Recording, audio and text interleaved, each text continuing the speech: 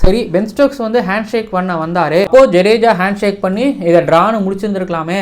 அது என்ன டீமோட ஸ்கோரெல்லாம் தாண்டி ரிசல்ட் எல்லாம் தாண்டி இண்டிவிஜுவல் மைல் ஸ்டோன்ஸ் ரொம்ப பெருசா போச்சா, இது சரியில்லையே அப்படின்னு சொல்றதெல்லாம் ஒரு பக்கம் பார்க்க முடியுது.